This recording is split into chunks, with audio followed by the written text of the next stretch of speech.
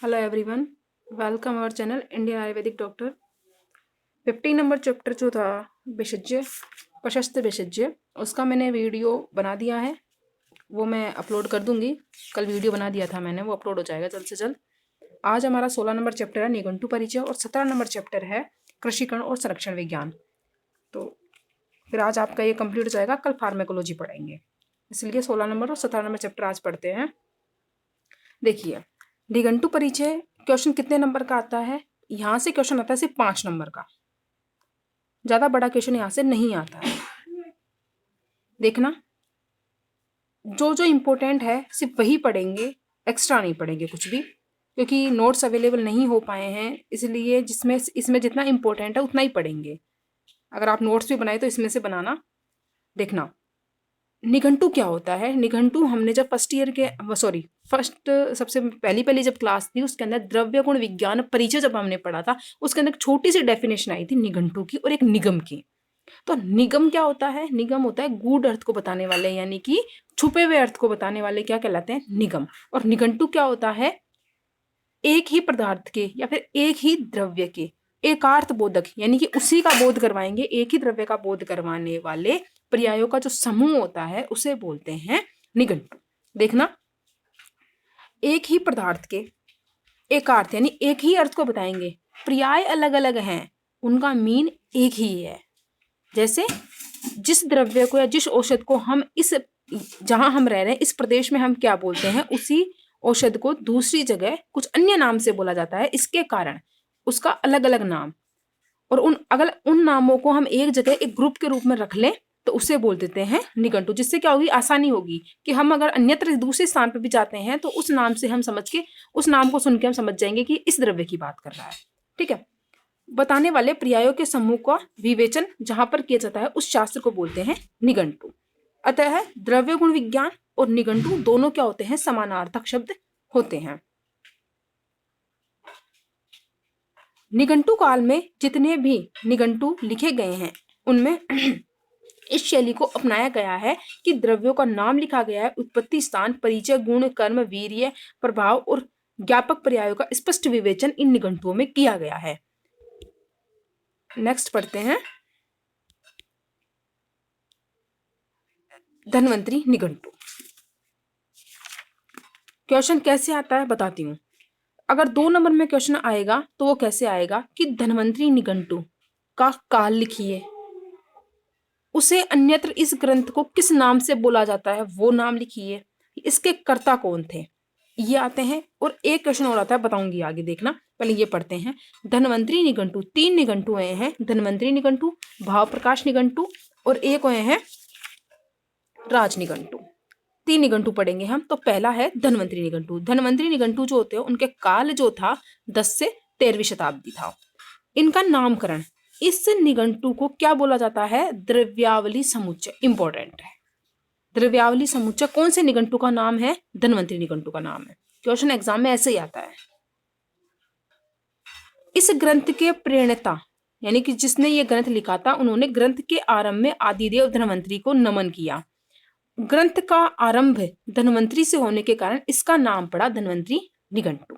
देखना, ग्रंथकर्ता कौन थे इसके? पूना में प्राप्त अनेक पांडुलिपियों में इस ग्रंथ के कर्ता थे महेंद्र भौमिक। ठीक है। और इनके पिता का नाम था कृष्ण भौमिक।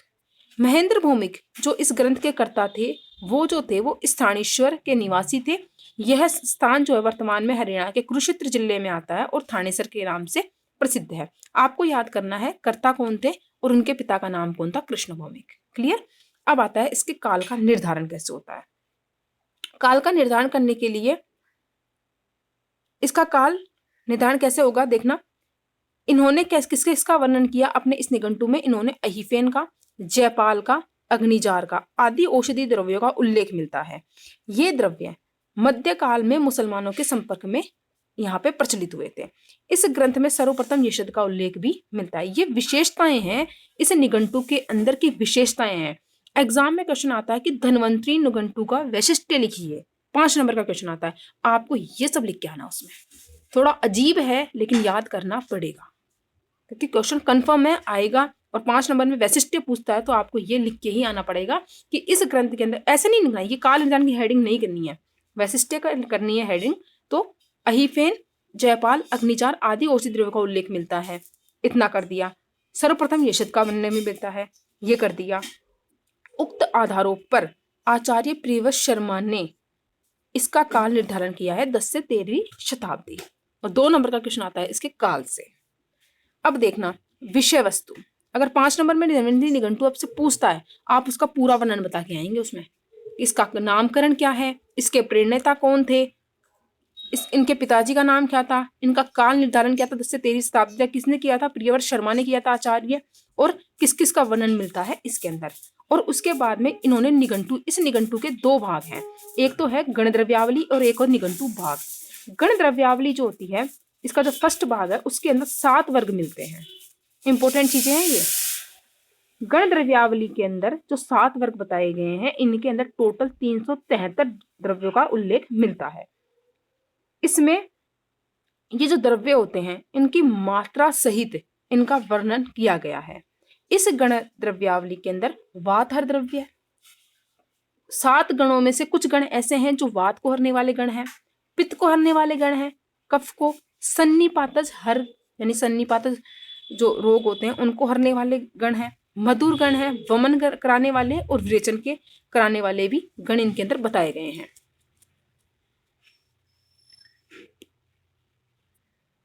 देखिएगा, शिरोविरेचन करवाने वाले आस्थापन गण हैं, घृत, तेल, चूर्ण, धूप, नेत्रांजन, उद्वर्तन आदि विविध कल्पों की विवेचना इस ग्रंथ के अंदर की गई है। वह कौन से में, द्रव्य गण द्रव्यावली जो इसका फर्स्ट पार्ट है उसमें। अब इसका सेकंड पार्ट है निघंटु भाग, इसके अंदर 7 वर्ग बताए गए हैं। अब आपको वर्ग कैसे याद करने हैं वो सुनना। आपको वर्ग याद करना है, पहला गुड़ुच्यादि वर्ग, इसके अंदर टोटल कितने ड्रग्स, 128 ड्रग है, ठीक है। अब गुड़ुची जो है वो क्या काम करती है, वमन का भी करवाती है, विरेचन करती है। तो एक तरह से आपको याद करना है कि गुड़ुच्यादि वर्ग जो है वो समस्त दोषों को, समस्त रोगों का नाश करने वाला और समस्त दोषों को हरने वाला है। क्लियर। सेकंड है शतपुष्पादि वर्ग, नाम याद करना है आपको इसका। इसके अंदर 54 ड्रग्स है। अगर ये ड्रग्स नाम याद ना हो तो चलेगा, लेकिन नाम तो आपको याद करनी ही है। और शतपुष्पादि वर्ग जो है वो क्या करता है, तीक्ष्णता उत्पन्न करता है। अब तीक्ष्णता उत्पन्न करेगा तो क्या क्या रोग सही हो जाएंगे, दीपन कर्म होगा। जो जिसके अंदर अग्निमांद्य है उसके अंदर अग्निमंद्य नहीं रहेगा, उसके अग्नि का दीपन कर्म हो जाएगा। बल को बढ़ाएगा, मुख की सुगंध यानी मुख की दुर्गंध को नष्ट करने वाला होता है। चंदन आदि वर्ग, चंदन जो होगा वो शीत होगा। तो इसके अंदर अब इनका जो नाम बताया गया ना ये वर्ग का, ये इनके पहले ड्रग्स के नाम से बताया गया है। इस वर्ग के अंदर कितनी ड्रग्स है, 79 ड्रग्स है, लेकिन इनके अंदर पहली ड्रग्स जो है ना वो चंदन है, इसीलिए इस वर्ग का नाम चंदनादि पड़ गया। इसमें औद्भिद द्रव्यों के साथ साथ खनिज और जानता द्रव्य का भी गुण का उल्लेख किया गया है। फिर आता है करवीरादि वर्ग, 75 प्लांट का वर्णन किया गया है इसके अंदर। फिर आता है आम्रादि वर्ग, सिर्फ नाम याद करना है, ठीक है। इसके अंदर 74 वर्गों द्रव्यों का विवेचन किया गया है। आम्रादि है तो खुद फल है, तो इसके वर्ग के अंदर क्या आएंगे, फल आएंगे, पुष्प आएंगे और लता, यही सब बातें पाएंगे इसके अंदर। अब है सुवर्णादि वर्ग, देखना एक बार ध्यान से। सुवर्णादि वर्ग जो है इसके अंदर नाम से सुवर्ण क्या होती है, एक धातु होती है, तो इसके अंदर धातु, रत्न, उपरत्न इन सब का वर्णन मिलता है। तथा द्रव वर्ग, हमने ये पढ़ा है, किसमें पढ़ा है, द्रव वर्ग उसमें पढ़ा था। द्रव्यों का कर्मात्मक और द्रव्यों का रचनात्मक वर्गीकरण मैंने जब पढ़ाया था तो मैंने पढ़ाए थे द्रव वर्ग, आहार वर्ग, शुकधान्य, शमी धान्य। और द्रव वर्ग के अंदर क्या क्या आते हैं, तेल वर्ग, घृत वर्ग, दूध वर्ग यानी लिक्विड है सब, दधि वर्ग, तक्र वर्ग, मधु वर्ग, मध्य वर्ग, मांस वर्ग, मूत्र वर्ग और पुरुष वर्ग। तो सुवर्णादि वर्ग अच्छे से याद हो जाएगा आपको। 5 नंबर में आता तो थोड़ा थोड़ा मैटर इनका भी लिख के आना आप सब। अब आता है मिश्रक वर्ग। मिश्रक वर्ग में क्या क्या आएगा सबको पता है, त्रिकटु, त्रिफला, त्रिजात, ये सब पढ़ चुके हैं हम। तथा उनके कर्म, स्थावर विष के कर्म, व्रज्य विष के कर्म और जांगम विष के कर्म, इन सब के बारे में किसके अंदर, मिश्रक गण के अंदर बताया गया है। इस प्रकार निघंटु के कितने भाग हो गए, एक तो निघंटु भाग हो गया, धन्वंतरी निघंटु के 2 भाग, एक गण द्रव्यावली और एक निघंटु भाग। तो गण द्रव्यावली के अंदर 7 वर्ग बताए और फिर निघंटु भाग में उन 7 वर्गों का वर्णन कर दिया गया। क्लियर है, आगे बढ़ते हैं।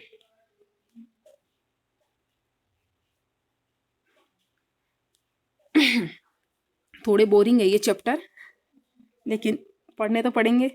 देखते हैं। अब आता है क्वेश्चन यहाँ से, अगर यही क्वेश्चन पूछ लिया जाता है, इतना ही आ जाता है ना अगर, कि धन्वंतरी निघंटु का वैशिष्ट्य लिखिए, तो आप ये लिख के आएंगे। अब इसको 5 नंबर में 1.5 पेज बनना चाहिए, तो उसके हिसाब से मेटल थोड़ा ब्रॉड कर देना, उधर का मैटर इसमें लगा देना, और वैशिष्ट्य में ये विशेषताएं आपको लिख के आनी ही पड़ेंगी। जो इंपॉर्टेंट है वो मैं बताती चलूंगी। देखना, इसके अंदर द्रव्य जो हैं उनके गुण और कर्म, धन्वंतरी निघंटु ने क्या बताया है कि द्रव्यों के पर्याय के साथ साथ इन्होंने द्रव्यों के गुण और कर्म का भी विवेचन किया है, मतलब कि सभी द्रव्यों के गुण भी बताए हैं और कर्म भी बताए हैं। उसके साथ साथ इसके पूर्व के निघंटु द्रव्यों के क्रियात्मक शैली पर आधारित है, और इसके पूर्व के जो भी निघंटु द्रव्य हैं वो इनके पर्यायों की शैली पर आधारित है, यानी कि पर्यायों का वर्णन किया गया है। तो कुल मिला के बात इतनी है कि धन्वंतरी निघंटु के अंदर द्रव्यों के गुण कर्म और उनके पर्यायों का उल्लेख किया गया है। क्लियर। अब आ जाओ सेकंड पॉइंट। धन्वंतरी निघंटु ने क्या किया, आचार्य जो थे इन्होंने ज्ञात और अज्ञात, जो ज्ञात है जो अज्ञात है, उन द्रव्यों को नामकरण का निर्धारण, आई लव डॉक्टर पी वाला आ गया होगा याद, तथा रसादि के यानी रस पंचक, ज्ञात है चाहे अज्ञात है, उनका नामकरण बताया है और उनका रस पंचक का निर्धारण किया है। उनके सिद्धांत भी इसी ग्रंथ में उल्लेख किए हैं। क्लियर। इसमें विशेष द्रव्य कितने थे, टोटल द्रव्य 373 द्रव्य थे पूरे निघंटु में, उनमें से विशेष द्रव्य कितने बताए हैं, 98 बताए हैं। क्लियर है। उसके बाद में है, इन्होंने सभी वर्गों के अंत में सामान्य गुणकर्म का उल्लेख किया है, यानी कि वर्ग बता दिया, गुणोच्चादि वर्ग था, उसके अंदर कितनी ड्रग्स आती है वो बता दी, कर्म क्या होते हैं उसके बाद इसको गुण बता दिए, लास्ट में गुण बताए हैं। इसके अंदर एक ही द्रव्य का एक ही वर्ग में रखा गया है, ऐसे नहीं है। अगर गुणोच्चादि वर्ग के अंदर गुरुचि को रख दिया तो उस गुरुचि को ऐसा नहीं है कि उसे उन अन्य 6 जो द्रव्य हैं वर्ग हैं उनके अंदर रख दिया है, ऐसा नहीं है। क्लियर। उसके उन्होंने अब ये वाली लाइन है, ये दोनों ये वाली लाइन पढ़ चुके हैं। अइफेन के बारे में बताया, अग्निजार के बारे में, अग्निजार क्या है रसशास्त्र में है, ये देखना। यशद के बारे में बताया, गण में उल्लेखित प्रथम द्रव्य के आधार पर ही उस वर्ग का या गण का नाम बनाया गया। गुणोच्चादि वर्ग के अंदर पहला ड्रग्स कौन सा था, गुरुचि, इसीलिए उसका वर्ग का नाम पड़ा गुणोच्चादि वर्ग। तो पहला आपके धन्वंतरी निघंटु क्लियर है, क्वेश्चन आता है तो आप करके आ जाना। अब पढ़ते हैं भाव प्रकाश निघंटु। अब एक बात बताइए, आपने 2 ग्रंथ पढ़े हैं, एक तो लघुत्रयी पढ़ा है और एक वृहत्त्रयी पढ़ा है। पढ़ा है कि नहीं पढ़ा, पढ़ा है। वृहत्त्रयी जो आता है पिछले साल पदार्थ विज्ञान में आता है, ये आया होगा, इतिहास का अलग ही आता है सिलेबस, उसके अंदर आपने पढ़ा है। वृहत्त्रयी जो ग्रंथ होते हैं उनके अंदर 3 ग्रंथ आते हैं, चरक, सुश्रुत और वाग्भट पढ़ते हैं। और लघुत्रयी के अंदर कौन कौन से ग्रंथ आते हैं, उनमें आते हैं एक भाव प्रकाश, एक आता है माधव निदान और एक आता है शार्ंग संहिता। ये 3 आते हैं लघुत्रयी के अंदर। अब देखना, भाव प्रकाश लघुत्रयी का एक महत्वपूर्ण ग्रंथ है। क्लियर है। अब भाव प्रकाश निघंटु जो थे उनका काल कौन सा था, 16वीं शताब्दी था। क्लियर। भाव प्रकाश ने अपना जो निघंटु था उसे 3 भागों में बांटा, एक तो पूर्व खंड, एक मध्य खंड और एक था उत्तर खंड। पूर्व खंड में इन्होंने मिश्र अध्याय में द्रव्यों का गुणधर्मों के विवेचन किया। जो पूर्व खंड थे उनके अंदर मिश्र अध्याय जो थे, मिश्र अध्याय नाम के जो चैप्टर थे उनके अंदर इन्होंने क्या किया, द्रव्यों के गुणधर्म के बारे में बताया, तथा यह प्रकरण भाव प्रकाश निघंटु के नाम से प्रसिद्ध हुआ। यह सबसे श्रेष्ठ निघंटु है। तीनों निघंटु में सबसे श्रेष्ठ निघंटु कौन सा है, यही है। इसमें लोक उपयोगी देशी और विदेशी द्रव्यों का उल्लेख किया गया। तो इसकी विशेषता पूछते हैं तो आपको लिखना है सबसे श्रेष्ठ है, इसमें देशी और विदेशी दोनों द्रव्यों का उल्लेख है। और कौन से अध्याय में, पूर्व खंड के मिश्र अध्याय में द्रव्यों को बताया है इन्होंने। अब आ जाओ ग्रंथकर्ता कौन थे, इंपॉर्टेंट लाइन है वही पढ़ेंगे हम। इस ग्रंथ के प्रेरणता थे लटकन मिश्र के पुत्र भाव मिश्र। इस ग्रंथ का आरंभ विष्णु पद की वंदना की गई। ये मगध प्रदेश के गया के निवासी प्रतीत होते हैं, यानी कि गया के निवासी थे। खत्म बात। अब आ जाओ काल का निर्धारण करना है इसका। मदनपाल निघंटु का आधार बनाकर भाव प्रकाश निघंटु की रचना की गई। एक निघंटु और हुआ मदनपाल निघंटु, उसको आधार बनाते हुए भाव प्रकाश निघंटु की रचना की गई। कोई इंपॉर्टेंट नहीं है ये। नेक्स्ट देखना, 17वीं शताब्दी में के ग्रंथ योग रत्नाकर और योग तरंगिणी पढ़ा है आपने, इसमें रसशास्त्र में आते हैं ये सब। तो उसमें भाव प्रकाश का उद्गृत मिलता है। इससे ये डिसाइड होता है कि 17वीं शताब्दी में मिलता है। इसका मतलब है कि ये ग्रंथ जो था वो 16वीं शताब्दी में लिखा जा चुका था, ये जो निघंटु था वो लिखा जा चुका था। अब देखना 15वीं शताब्दी में फिरंगियों के साथ में एक फिरंग रोग होता है, वो भारत आया फिरंग रोग का विवेचन सर्वप्रथम इसी ग्रंथ में मिलता है। जो भाव प्रकाश निघंटु थे, उन्होंने जो भाव प्रकाश थे, इन्होंने क्या बताया, फिरंग रोग के बारे में बता दिया। और फिरंग रोग कौन सी शताब्दी में आया था, 15वीं में आया था। इसका मतलब ये लिखा गया 16वीं में। इसका मतलब इस ग्रंथ के अंदर फिरंग रोग का वर्णन मिलता है। इसका मतलब ये 16वीं शताब्दी में लिखा गया है। इस आधार पर इस ग्रंथ को 16वीं शताब्दी में निर्धारित किया गया। इस ग्रंथ के अंदर ही, यानी इस निघंटु के अंदर ही फिरंग रोग की चिकित्सा में बताया गया है कि कर्पूर रस और चोपचीनी का उपयोग किया जाता है। अब आ जाओ विषय वस्तु। भाव प्रकाश निघंटु में 23 वर्ग मिलते हैं। एक बार वर्ग के नाम पढ़ते हैं, जितने याद हो उतने ठीक है, वरना 23 वर्ग लिख के खत्म कर देना। कुछ कुछ याद हो तो लिखिए आना। हरित आदि, लेकिन धन्वंतरी निघंटु के 7 वर्ग याद होने चाहिए, ठीक है। हरित आदि वर्ग है, कर्पूरादि वर्ग है, क्योंकि ये तो याद हो जाएगा कि कर्पूरस का वर्णन, कर्पूरस से चिकित्सा की गई थी फिरंग रोग की, तो कर्पूरादि वर्ग ये तो याद हो जाएगा। गुड़ुच्यादि वर्ग उसमें भी था, इसमें भी है। पुष्प वर्ग, वटादि वर्ग, आम्रादि वर्ग उसमें भी था, इसमें भी है। धातवादि वर्ग, एक धन्य वर्ग और एक शार्क वर्ग।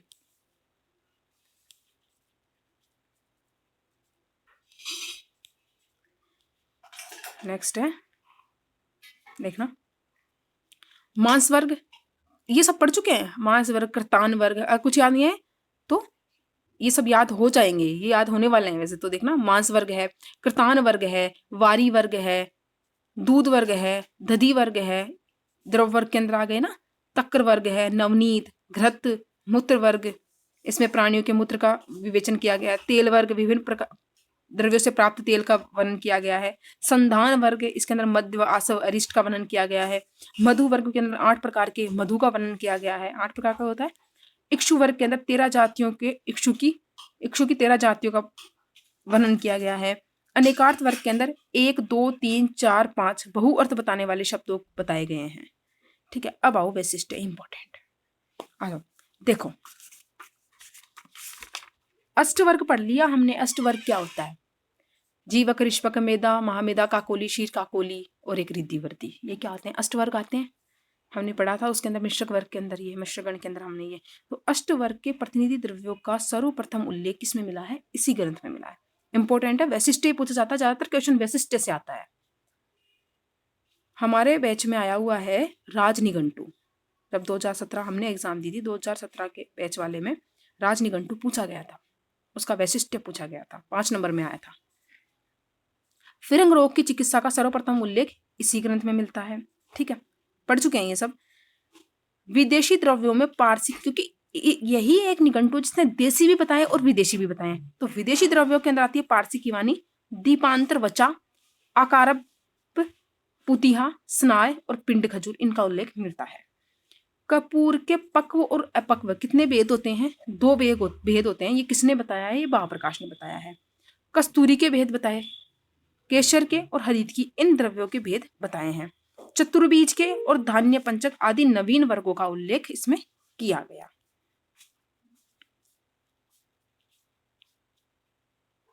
नेक्स्ट है राजनिघंटु। देखना राजनिघंटु काल कौन सा, 7वीं शताब्दी, तो बढ़ी रहा है काल। पहले 13 से 14 शताब्दी था, सॉरी 10 से 13 शताब्दी था, फिर 16 हुआ, अब 17 हो गया, ठीक है। नामकरण देखना, इस निघंटु का नाम इंपॉर्टेंट है, अच्छे से देखना। अभिधान चूड़ामणि, इतना ही पूछ लेते हैं। राजनिघंटु के अन्य पर्याय नाम लिखिए। तो अभिधान चूड़ामणि किसका नाम था, राजनिघंटु का। द्रव्याभिधान गुण संग्रह किसका नाम था, राजनिघंटु का, जैसा कि लेखक ने प्रत्येक अध्याय के अंत में लिखा। किंतु अब देखना, आगे देखना, लेखक, इसके अन्य नाम क्या है, सर्व निघंटुराज, निघंटुराज और एक राजनिघंटु, इस नाम से ये निघंटु प्रसिद्ध है। ग्रंथकर्ता कौन थे इसके, नरहरित पंडित, इस ग्रंथ के क्या थे, लेखक थे। इनके पिता का नाम था ईश्वर सूरी। जो कि कश्मीर के राजवंश प्रशासन के शासक और 18 भाषाओं के पंडित थे। 18 भाषाएं उनको आती थी। अब देखना इसके काल का निर्धारण करना।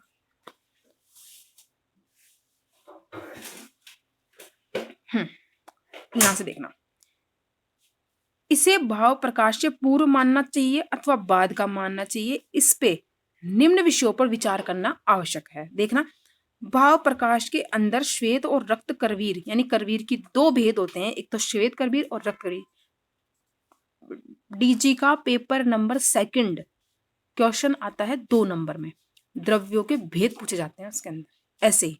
तो मैं पढ़ेंगे आगे, ये भी पढ़ेंगे अपन राजनिघंटु में। लेकिन राजनिघंटु ऐसा था जिसमें 3 वेद बताए गए, एक पित्त करवीर और बताया गया, पीत करवीर और बताया गया। इससे पता चलता है कि ये जो आया है वो राजनिघंटु महाप्रकाश निघंटु के बाद में आया है, जो कि यूरोपीय देशों से भारत में आया। अब देखना, झंडू का उल्लेख राजनिघंटु में किया गया, जो कि 16वीं शताब्दी के अंत में विदेश से भारत आया। तो 16वीं शताब्दी के अंत में आया, तो ऑब्वियस सी बात है ये 17वीं शताब्दी में लिखा गया फिर तो।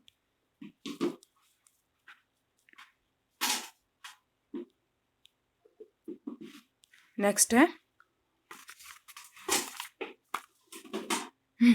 इस वाले निघंटु के अंदर क्या क्या मिलता है?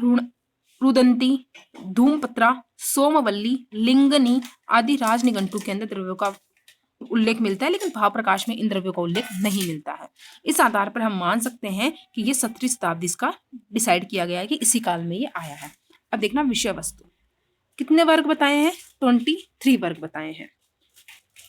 देखना, एक बार पढ़ते हैं। एक अनुपादी वर्ग, गुणोच्चादी वर्ग पढ़ चुके हैं।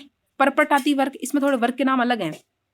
मूलकादि वर्ग, प्रभद्रादि वर्ग, आम्रादि वर्ग, सुवर्णादि वर्ग पढ़ चुके हैं, धन्वंतरी निघंटु में आया था। क्षीरादि वर्ग, मांसादि वर्ग, सिंगादि वर्ग, सत्वादि वर्ग। एक सत्वादि वर्ग नाम का होता है क्या? सत्वादि अलग है ना। अनेकार्थ वर्ग पढ़ चुके हैं।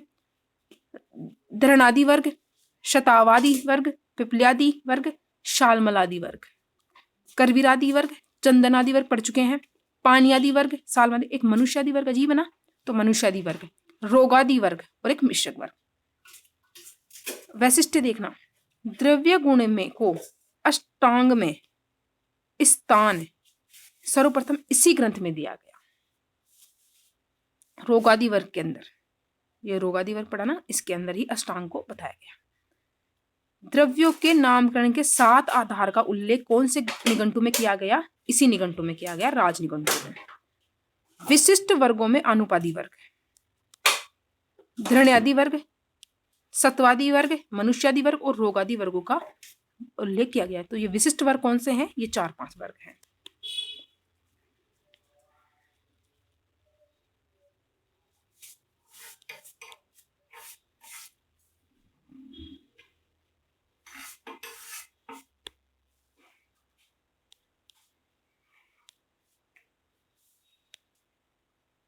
ठीक है, हो गया इतना ही। एक बार वापस ज्वाइन करो, नेक्स्ट चैप्टर पढ़ते हैं।